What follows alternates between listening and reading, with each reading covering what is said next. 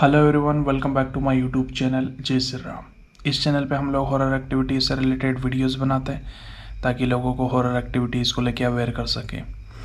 आज की स्टोरी महाराष्ट्र के कोंकण क्षेत्र के अमोली घाट, जो कि 15 किलोमीटर लंबा पूरा स्ट्रेच है, उसके आसपास वाले गांव के जो लोग हैं वो लोग भी रात के टाइम पे उस घाट से अकेले में नहीं गुजरते हैं। और ये इंसिडेंट हुआ था रोहित के साथ में, जो कि हमारे सब्सक्राइबर है। रोहित बेसिकली नागपुर के रहने वाले हैं, जो कि सॉफ्टवेयर इंजीनियर है, और वो पुणे में एक सॉफ्टवेयर कंपनी में जॉब करते हैं। और वहीं पे उन्होंने एक पीजी में रूम ले रखा था और उनके पास में एक बाइक भी थी। और सैटरडे संडे को जब उनकी छुट्टी होती थी तो वो पुणे के आसपास के जो भी टूरिस्टिक प्लेस थे वो घूमने निकल जाते थे। और अभी रोहित बताते हैं कि उनका लॉन्ग वीकेंड आने वाला था, तो रोहित प्लान बनाते हैं कि वो गोवा जाएंगे। और ये सेम डिस्कशन वो अपने ऑफिस में अपने ऑफिस कलीग से भी करते हैं। तो उनमें से एक दोस्त मुकेश उनको सजेस्ट करता है कि जब गोवा जाओगे तो अमोली घाट वाले रूट से जाना। वो बारिश के मौसम में बहुत ही ज़्यादा सुंदर दिखता है। वहाँ पे बहुत ही ज़्यादा सीनरी दिखेगी, झरने दिखेंगे और आसपास का माहौल भी बहुत ही ज़्यादा सुंदर दिखेगा पहाड़ों पे। तो रोहित पूरा प्लान बनाते और सैटरडे मॉर्निंग में अपना पूरे सामान पैक करके बाइक से निकल जाते। पुणे से गोवा की टोटल डिस्टेंस 450 किलोमीटर है। और रोहित ने चेक करा गूगल मैप में, जिसको कवर करने में 10 से 11 घंटे लग रहे थे। तो रोहित अपने प्लान के अकॉर्डिंग सुबह 7 बजे निकलता है और उसने डिसाइड करा था कि वो शाम को 5-6 बजे तक गोवा पहुंच जाएगा। बट ऐसा होता नहीं है। रोहित अभी तक 8-9 घंटे की ड्राइव कर चुका था और वो एक भीड़ भाड़ वाले रास्ते में पहुंच गया था। और अभी दोपहर के 3 बज रहे थे। तभी जैसे ही वो भीड़ भाड़ वाला इलाका पार करता है तो देखता है कि वहाँ पे एक मंदिर है और वहाँ पे भंडारा लगा हुआ है। तो रोहित ये सोचता है कि यार भूख तो लगी रही है, चलो यहाँ पे खाना खा लेते हैं। तो रोहित अपनी बाइक को साइड में लगाता है और देन उसके बाद में मंदिर में जाके भगवान के दर्शन करने के बाद में वो भंडारे में खाना खाता है। तभी रोहित के पास में एक आदमी और खाना खा रहा था। उसने रोहित का बाइक और उसके ड्रेस को देख के ये बोला कि भाई किधर जा रहे हो। तो रोहित बताता है कि मैं पुणे से आया हूँ और मैं गोवा जा रहा हूँ। तो बोलता है कि गोवा किस रूट से जाओगे तुम। तो रोहित बताता है कि वो अमोली घाट वाले रास्ते से जाएगा। तो वो आदमी बिल्कुल जैसे खाना खा रहा होता है और एकदम से रुक जाता है और वो टाइम देखता है और वो बोलता है यार अभी 4 बज रहे हैं और अभी भी गोवा यहाँ से 60-70 किलोमीटर दूर है। तो अभी तुम या तो यहीं पे कहीं पे स्टे कर लो और कल निकल जाना। अमोली घाट पे अभी जाना ठीक नहीं है।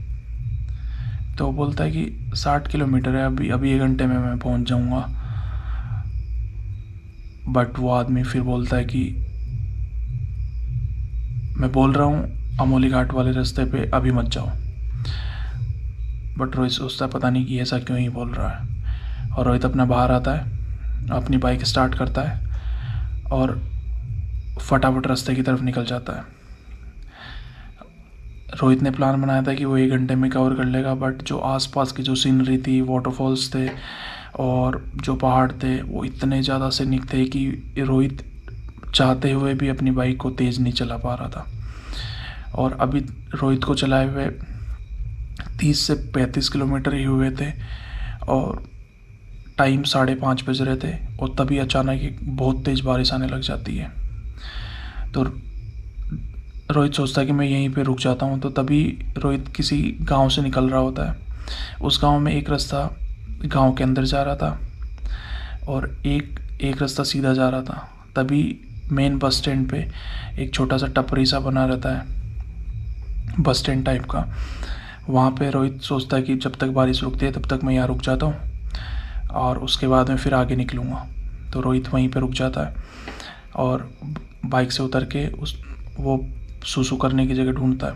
तो उस बस स्टैंड के पीछे ही वो जाके अपना टॉयलेट करके वापस आता है, तभी देखता है कि बस स्टैंड पे एक साइड में एक औरत खड़ी है लाल साड़ी में। और रोहित आया तो जैसे ही रोहित ने उसको देखा उसने स्माइल करी। देन उसके बाद में वो सामने देखने लगी अपने गांव की तरफ और चुपचाप खड़ी है। अब इस चीज़ को 5 से 7 मिनट हो गए, पिन ड्रॉप साइलेंस था दोनों के बीच में। तो रोहित घबराने लग गया अंदर ही अंदर कि यार पता नहीं कौन है क्या है। और तभी रोहित साइलेंस को ब्रेक करके ऐसे ही पूछ लेता है कि अमोली घाट यहाँ से कितना दूर पड़ जाएगा।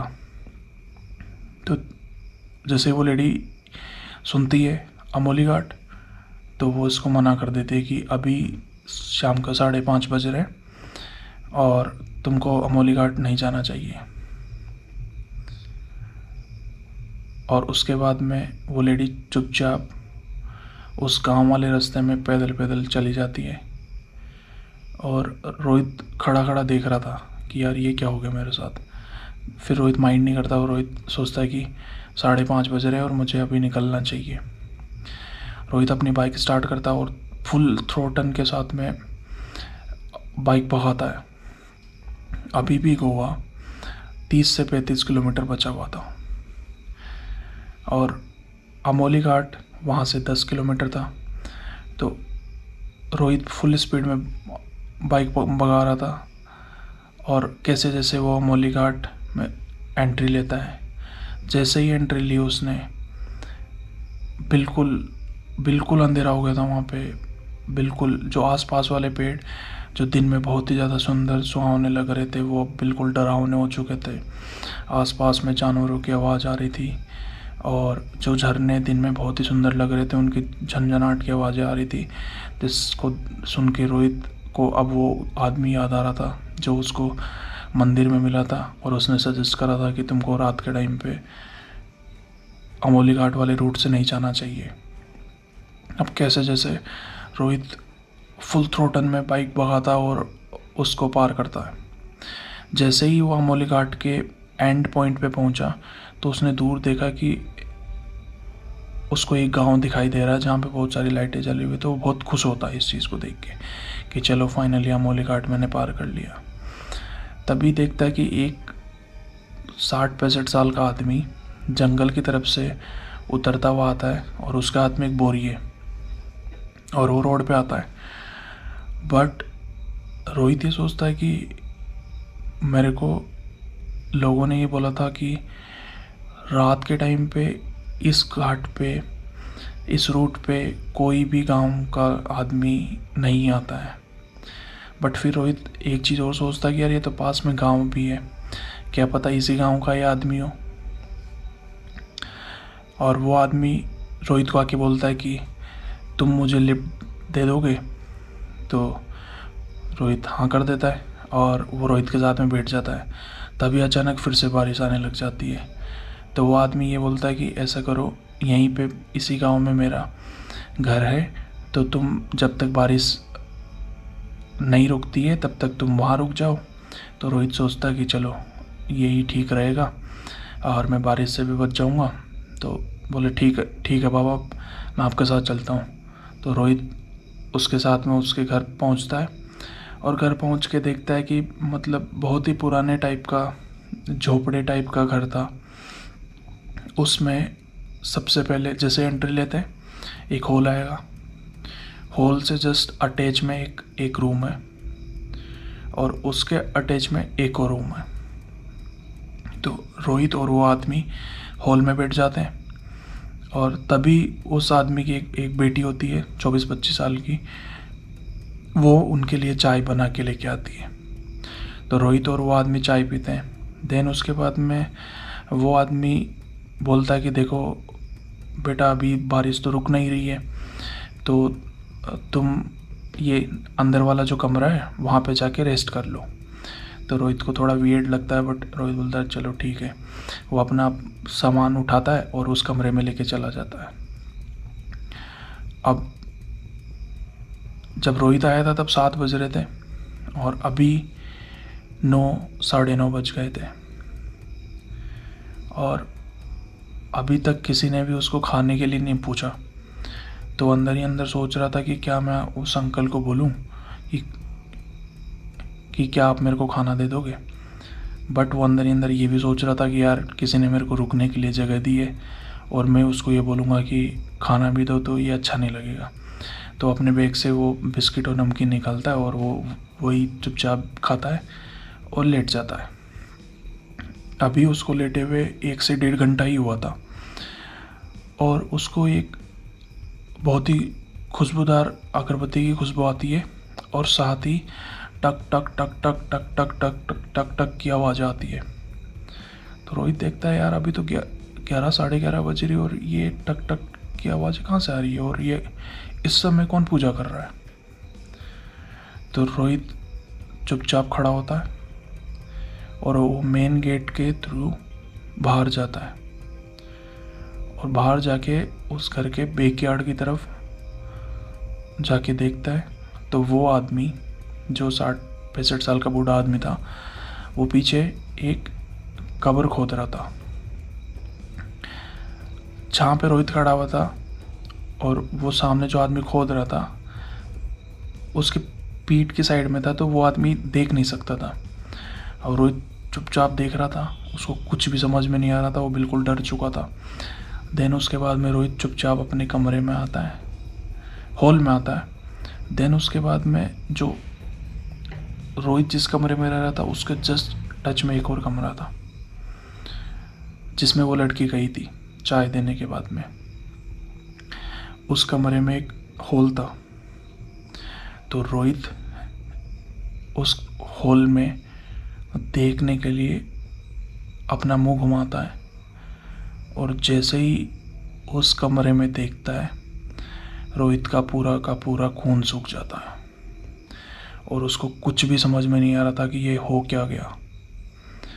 रोहित देखता है जिस रोहित को चाय देने आई थी वो लड़की एक कफन के साथ में बैठी हुई है, उसके सर की तरफ बैठी हुई है और एक पूरी लेडी सफ़ेद कफन के साथ में उस कमरे में लेटी हुई है। इस चीज़ को देखने के बाद में रोहित अपने कमरे में आता है और उसको कुछ भी समझ में नहीं आ रहा था। वो बिल्कुल फ्रीज हो चुका था उस मोमेंट पे कि यार ये क्या हो गया। अब रोहित एक प्लान बनाता है। रोहित चुपचाप अपना फ़ोन लेता है और फ़ोन को कान पे लगाता है और मेन गेट से बाहर जाता है और ज़ोर ज़ोर से फ़ोन पे बात करने लग जाता है। ऐसा प्रिटेंड करता है कि उसके घर में बहुत बड़ी ट्रेजेडी हो गई है और अभी उसको निकलना पड़ेगा और वो बहुत तेज रोने लग जाता है। वो रोहित कोई कॉल नहीं कर रहा था, वो सिर्फ उस आदमी को सुनाने की कोशिश कर रहा था कि इसके साथ में कुछ हो गया है। अब रोहित पूरी रात ऐसे ही वहाँ पे फ़ोन पे बात कर रहा होता, फेक कॉल कर रहा होता है और वो आदमी थोड़ी देर तो देखता है। दिन उसके बाद में फिर 1-1.5 घंटे बाद में वो आदमी कब्र खोदने के बाद में वो अंदर जा रहा होता है। तो रोहित को बोलता है कि बेटा अंदर चलो। तो बोला नहीं अंकल, मेरे फैमिली में इशू हो गया, मेरे को अभी बात करनी है सबसे और कैसे भी मेरे को निकलना है। तो वो बूढ़ा आदमी रोहित को एक बहुत ही गंदी नज़र से देखता है और फिर हंसते हुए गेट बंद करके अंदर चला जाता है। अब कैसे जैसे रोहित रात निकालता है और सुबह के जैसे ही 3 से जो 5 बजे वाला जो टाइम होता है, रात जा रही होती है और सुबह होने वाली होती है। तो सुबह 4 बजे रोहित फटाफट अपना सामान समेटते हैं, बाइक पे लोड करते हैं और फटाफट बाइक पे निकलते हैं। अभी बाइक पे निकले हुए उनको 700-800 मीटर ही हुए थे। तभी उनको ऐसा लगता है कि उनकी बाइक स्पीड ले ही नहीं रही है। जो बाइक पहले 100 पे चल रही थी वो अब 10-20 की स्पीड पे चल रही है। तो रोहित को ऐसा फील होता है कि उनकी बाइक पे पीछे कोई बैठा हुआ है। तभी रोहित साइड मिरर से देखने की कोशिश करते हैं तो रोहित देखते हैं कि उनके पीछे एक ब्लैक कलर की साड़ी में एक औरत बैठी हुई है इस चीज़ को देख के रोहित बिल्कुल ठंडे पड़ जाते हैं और बिल्कुल एक ठंडी हवा का झोंका सा फील होता है। और रोहित को ऐसा लगता है कि कैसे भी करके मैं ये अमोली वाला घाट पार करूं। और वो पूरी कोशिश करते हैं स्पीड देने की, बट वो बाइक स्पीड ले ही नहीं रही थी। तभी अचानक रोहित फिर उस साइड मिरर से देखने की कोशिश करते हैं कि कौन है। तो रोहित ये देखते हैं कि जो औरत उसके पीछे बैठी हुई है उसके मुंह पे कुछ भी नहीं है, वो बिल्कुल एक ब्लैक शेडो की तरह दिख रहा है। इस चीज़ को देख के रोहित बहुत ज़्यादा डर जाते हैं, बट कोई रिएक्ट नहीं करते और ना ही पीछे मुड़ के देखते हैं। रोहित फटाफट अपनी बाइक को भगाए जा रहे थे कैसे जैसे। अभी इस चीज़ को हुए 10-15 मिनट हुए थे और 10-15 मिनट बाद में रोहित को दिखता है कि दूर कोई गांव दिख रहा है जहाँ पे लाइटें चल रही है। उस गांव के स्टार्टिंग में एक मंदिर दिखता है। रोहित आओ देखता है ना था, उस मंदिर के सामने जाके बाइक रोकता है और अपनी गर्दन नीचे करे हुए चुपचाप बाइक से उतरता है। वो बिल्कुल भी नहीं देख रहा उसके पीछे कौन बैठा हुआ है, कौन है कौन नहीं है। वो चुपचाप जाके मंदिर की सीढ़ियों पे जाके बैठ जाता है और 1-1.5 घंटे जब तक सूर्योदय नहीं होता है तब तक वो वहीं पे बैठा रहता है। तब वहाँ पे पुजारी जी आते हैं। वो पुजारी जी को सारी बात बताता है। तब वो पुजारी जी उनको बताते हैं कि इस अमोली घाट में एक औरत अपने बच्चे के साथ में जा रही थी हॉस्पिटल में, तो कुछ लोगों ने उसके साथ में गलत करा और उसको वहाँ पे मार दिया था। तब से वो औरत उसी रूट पे हर किसी को दिखती है। तुम बहुत लकी थे जो कि तुम्हारे साथ में ऐसा कुछ नहीं हुआ और ना तुमने रिएक्ट करा, इस वजह से शायद तुम बच गए, ठीक है। और वो पुजारी जी एक धागा देते हैं रोहित को और रोहित अपने हाथ में बांधता है। देन उसके बाद में रोहित वहाँ से गोवा के लिए निकल जाता है। और ये थी आज की कहानी जो कि रोहित ने हमारे साथ में शेयर करी। लास्ट में मैं यही कहूँगा, अपना ध्यान रखें, अपने परिवार का ध्यान रखें और कोशिश करें कि रात को बाहर ना निकले। और अगर आप लोगों के पास में ऐसा कोई इंसिडेंट है या अगर आप लोगों के साथ में ऐसा कुछ हुआ है तो आप स्क्रीन पे दी हुई ईमेल आईडी पे अपना इंसिडेंट और स्टोरी हमारे साथ में शेयर कर सकते हैं और मैं अपनी आवाज़ में आपकी स्टोरी को नरेट करूँगा। Thank you so much, bye bye, thank you. अगले वीडियो में मिलते हैं।